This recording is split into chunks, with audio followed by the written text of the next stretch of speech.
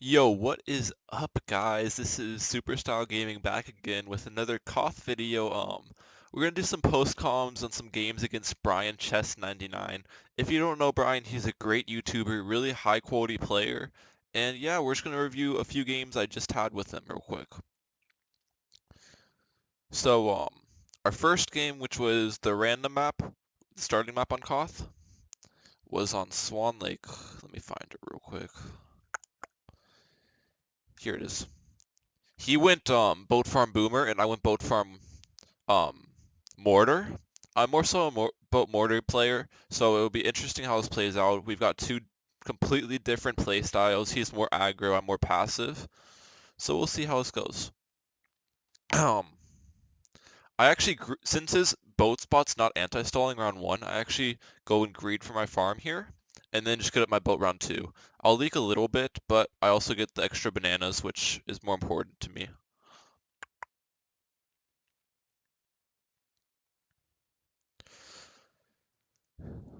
So of course he sends me a few balloons. I just get to go straight for my grape shot, not even the 1-0 farm yet, and then I'm chilling. I'll probably keep this defense. No, around 4 pinks, I'll get up the faster shooting on the grape shot, but that's all I'll get, and I'll just focus on farms. And also send to him a few pinks to get him some grape shot and faster shooting as well, but not too much because I really do want to focus on farms here. He opts to send some reds and blues first, which I honestly think is just a waste because he would force the same defense and maybe even just get more lives just sending pinks straight up. So I never send reds and blues on Swan Lake. I just go for pinks off the rip most of the time.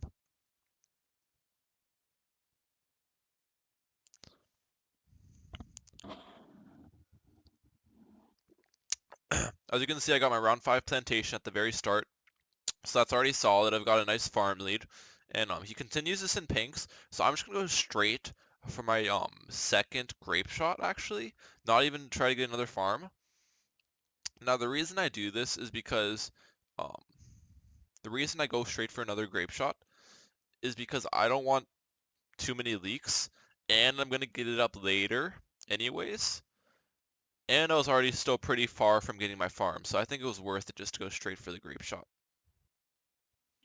I send him blacks as well until he gets up 2 grape shots. So I do force some defense, quite a bit of defense, but I'm also only sending to force defense, not to kill, take lives. So I'm still playing decently passive, in my opinion.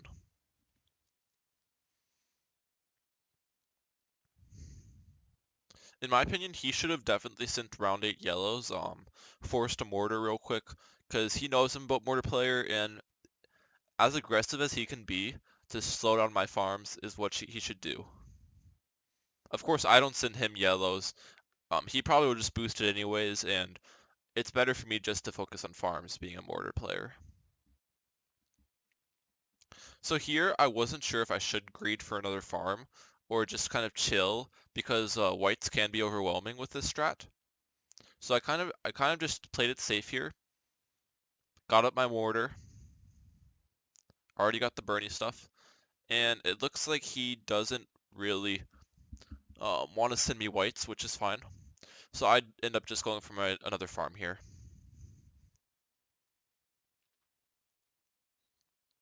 So the main thing with boat mortar is it, if you can survive past Moabs with okay farms, you pretty much have beaten Boomer, because you don't need too much money to be able to beat it late.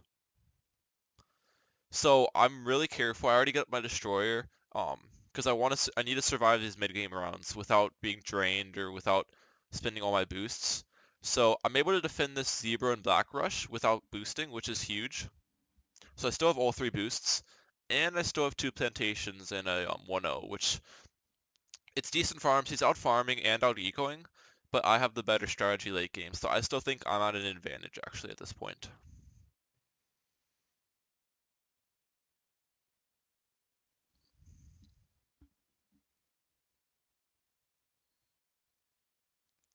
So I'm just going full on for farms right here. If he does send me a big round 16 rush, I'm gonna opt to just boost at this point because I can defend it all out without boost, and it kind of just saves my farms. Plus, I still have 3 boosts left. I do send him some leads here just to force some defense. He looks like he's going to send me a lot of leads and then some ceramics, which is an interesting rush. I just opt to spike the ceramics, and I defend pretty well here. So that was a pretty good defend on my part. I have a pretty nice farm lead now. Of course, he's still got the eco advantage, but he hasn't drained any boosts, and I have decent farms, so I'm doing well. But around 18, 19 mobs are the deadliest part on this map, so you have to be ready to defend them. Destroyer spam. I don't really like bow pulling mobs, honestly, because then the balloons will send behind the mobs can become very hectic. So first mob, he balloon boosts, so I just boost it. And then I know he's going to send me a follow-up, so I get up some preemptive defense, along with another mortar, because AI leads will be coming out soon as well. And I need the mortar for AI leads. So he sends me a bunch of ceramics behind, and I kind of panic here.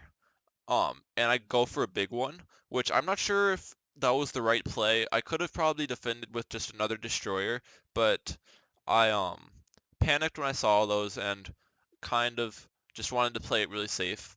So I went for a big one, but I still have decent farms at the end of the day, and I have 2 boosts left. So even though he did force me to sell everything, I still think that was a decent defend.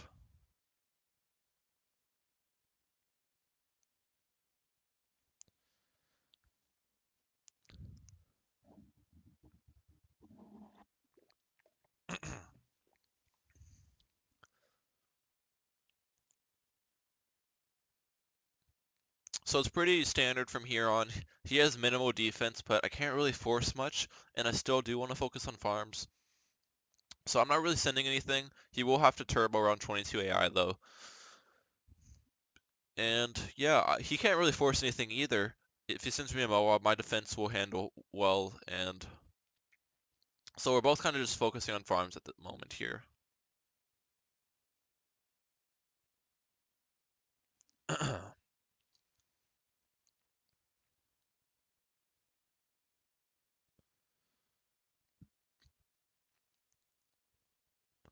So around 22 AI here, a bunch of ceramics come out.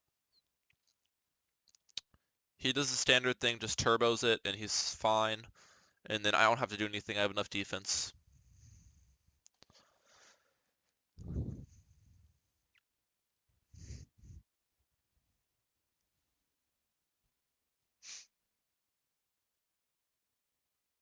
So I would say on this map, Boat Mortar is meta, but you have to be able to like know how to defend all the mid-game rushes and the Moab rushes, or else you are gonna. It's very easy and susceptible to die those rounds. So it's hard to play, but it is meta if you can play it right, in my opinion, on this map. So he goes for his facility. I actually go for it too, which was probably not the move. I probably should have just waited, because he does punish me here with a Moab. And because around 24 AI is coming out now, it forces me to boost, which is not what I wanted to do, but it's kind of how it ended. So I have 1 boost left, which is fine, but not really the best way I wanted to happen. I probably shouldn't have greeded for that farm. And here he ends up actually all-outing me, which is interesting because I have mortar. It's not that hard to defend all-outs. So I do have some pretty slow micro here. I go for the big one and destroyer spam.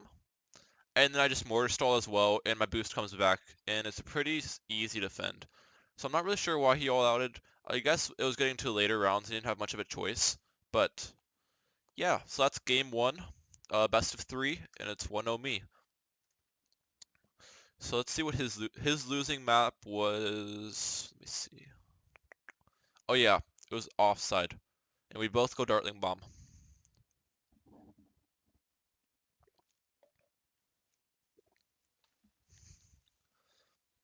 So when I go Dartling Bomb, I just like to put all my spikes in the back, because I don't really feel like there's useful times to use the spikes rather than just to save the lives on the back. and then we both go for Dartlings round 1. I go for 254 eco, so then I can get my farm and get 1 banana on round 2. I think he goes for 265. Oh no, he goes for 272. So I go for my farm, and then I don't actually get the more bananas. I actually just go straight for the powerful arts just to save lives. And I still think I like my start a little bit more because I get my farm earlier. He gets a little bit more eco, but I prefer having the farm. And I'll force his powerful arts here with just a few pinks as well.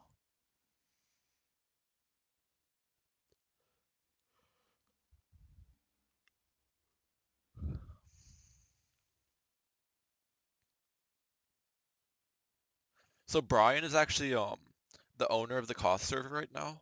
So it's pretty cool that I'm playing the owner. He's definitely one of the best in the server, and we play a lot, so it's always nice to be able to play with like more popular YouTubers and kind of sometimes get on their YouTube videos. It's always a pleasure. Pretty standard from here. Neither of us are going to send each other greens because it would only force a 0-0 bomb, and it's better just to focus on farms at this point.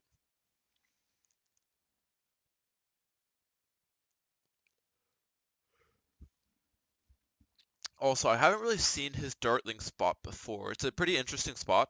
I like my spot more because if you can see my cursor, it hits like when the cluster is over here where my cursor is, it will be able to hit the balloons up at this bend without being blocked on this straightaway to kind of break down the zebra and black layers. Whereas his spot will be blocked on this straightaway from balloons and won't be able to hit up here. So that's why I kind of like my spot more because it combines with the cluster better. I sent him some yellows round 8 just to force, I was kind of wanted to force a cluster, but I didn't really have enough money. So he just goes for a 2-0, which is fine. It was a decent rush. I think he does the same on round 9. Yeah, he sends me some yellows in round 9 as well, and I just go for the frag bombs. He doesn't send enough to force a cluster or anything.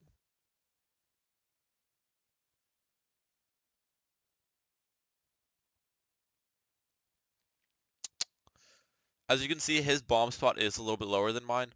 That might be because of his dartling spot. Maybe they work in tandem a little bit better. But I still like my spots a little bit more. So here's my first mistake. I agreed for that farm too much, and he punishes me here with some regrow leads and whites. I get up my cluster, but the regrow leads really get dangerous. I leak a good amount of lives here. And then round 12, we both send each other camel leads, force the plutonium darts. Pretty standard still. He's definitely outplaying at this point. He has a life advantage, eco advantage, and I have a slight money advantage. But yeah, neither of us do around 14 rush. We kind of just focus on farms here, and then we'll probably rush each other around 16, which is pretty standard with Dartling Bomb.